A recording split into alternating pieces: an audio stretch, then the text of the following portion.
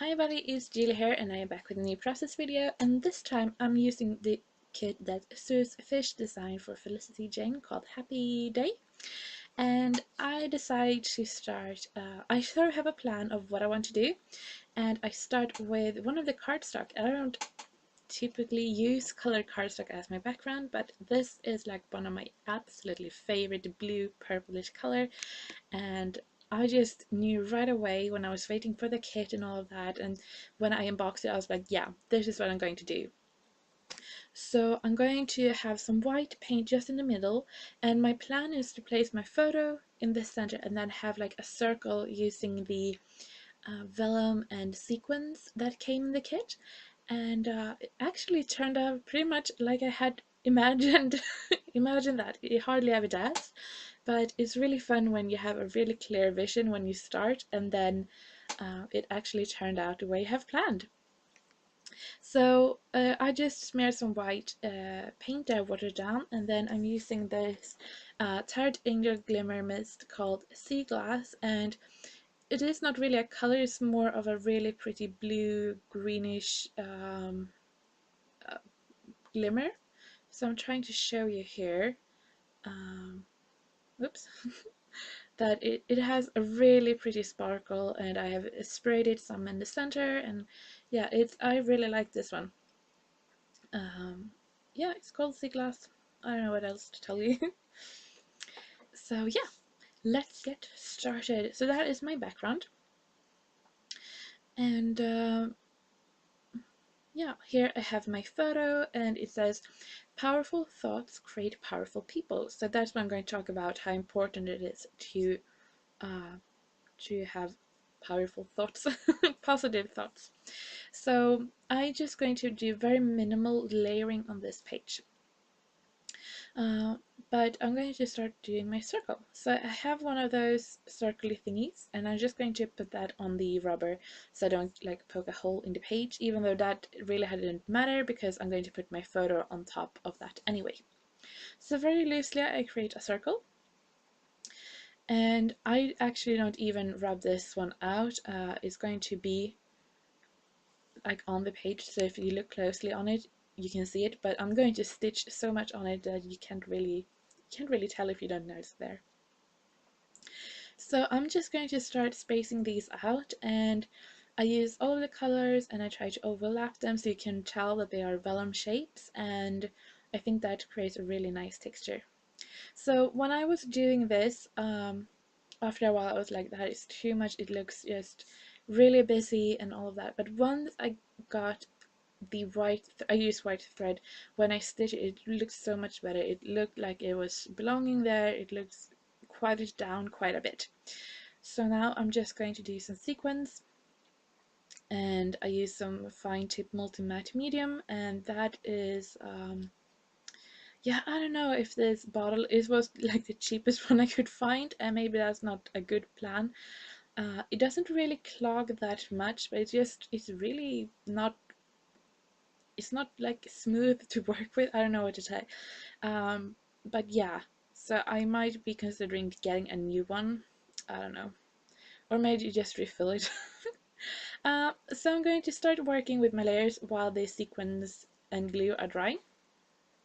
And I want to mat my photo, not on this paper, but the back side of this paper, the stripy paper. First I thought I was going to use this, but it is so similar to the background color I have on that cardstock that I was like, yeah, it's not going to give that much impact.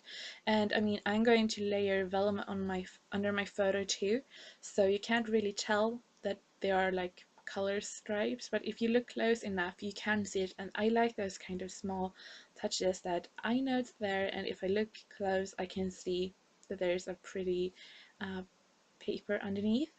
um, but it's not like in your face, look at this stripy paper.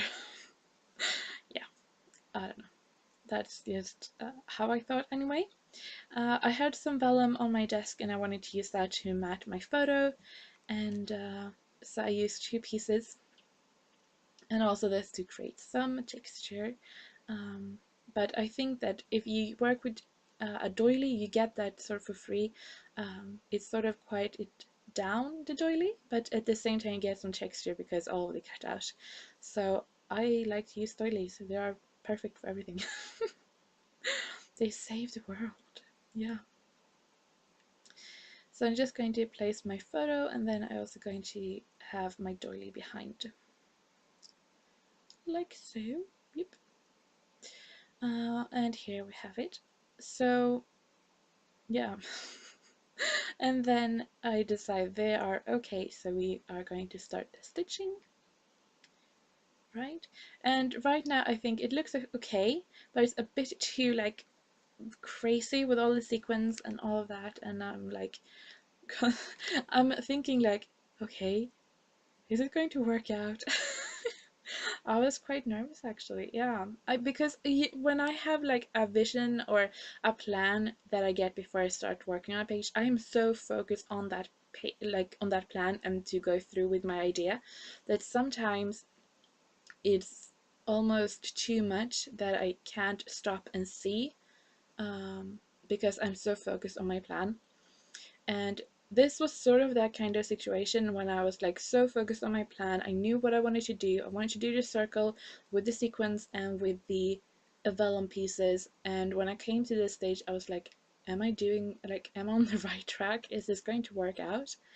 Um, so I'm like, maybe I should add something more. I don't know anything really, but in the end I'm going to keep it as it is. I'm going to add my journaling and all that, but I think in the end it looks really great. And um, yeah, so it turns out I think really nice, but it was one of those situations where I just needed to sort of, okay, take it easy. And it's one of those when you have to like decide if you want to continue with your plan or to abandon it. And I was like, I'm going to continue and see how it ends. Okay, so and here's like, okay, I'm going to go for it. So I'm going to pull up my sewing machine that I have underneath my desk, really easy to pull out, and we're going to start sewing. And when I did this, first I was sort of like trying to follow the pencil line I had around and also hitting the big vellum pieces. Once I had done that, the first circle, I then tried to hit as many sequins as I could, and I think I made 4 or 5 laps around. And you can sort of speed up when you have sort of starting hitting in, because the first lap you can sort of see that things are starting to move around and the sequence is not really, you know, because they're sequence. So I did that. So I think it turned out great. The last lap I did, I don't know if that is on camera, I think it cuts off. But the last lap I did, I was like really going back and forth all over, making it really wobbly so it looks really like, what do you call it? Yeah, messy looking. And I really like how that looks.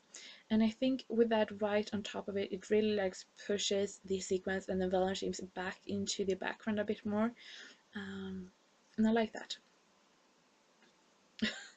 Doing a bit more stitching just because. Yep. Are we done? Yeah. There we go. Okay. So here is the background. I think it made a huge difference with the sewing. I really like how that looks.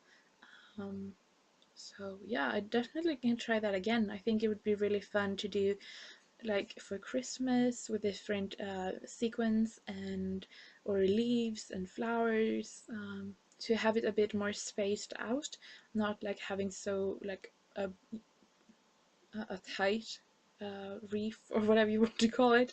I think this really turned out great. I'm really surprised actually. So yeah. What I do next is I put this down and I'm going to mat my background on white cardstock and then sort of fold out, because these cardstock are two-toned and the backside is darker, and I really wanted to bring out that darker because I thought it was a pretty color too. So I do that. I don't think that I have that on camera, but I just do that and then fold down like a centimeter or so on the top and bottom and just staple that so you get a bit of texture up and top, and the a darker color sort of frames it, and I still get some texture and all of that. Here I'm thinking maybe I should add a title, but I think what I have, the word art on my photo, is enough. So I'm not going to add anything more except for these wood flowers, sort of to frame my photo here. And then I'm going to add my journal up in the top left corner because we're really rebellious here. Colored cardstock and a journaling in the wrong place. I mean, it's really wild and crazy over here, you know. And I just use a white jelly pen because I thought a black one would just be too much. But yeah, that is the end of the layout. Like I said, I'm really liking the colors here and the feel of the page, and really liked working with Susan's kit for the first time. And I don't know why it cut off the image, but you can sort of see there are better photos on my blog, linked down below, and I hope to see you there.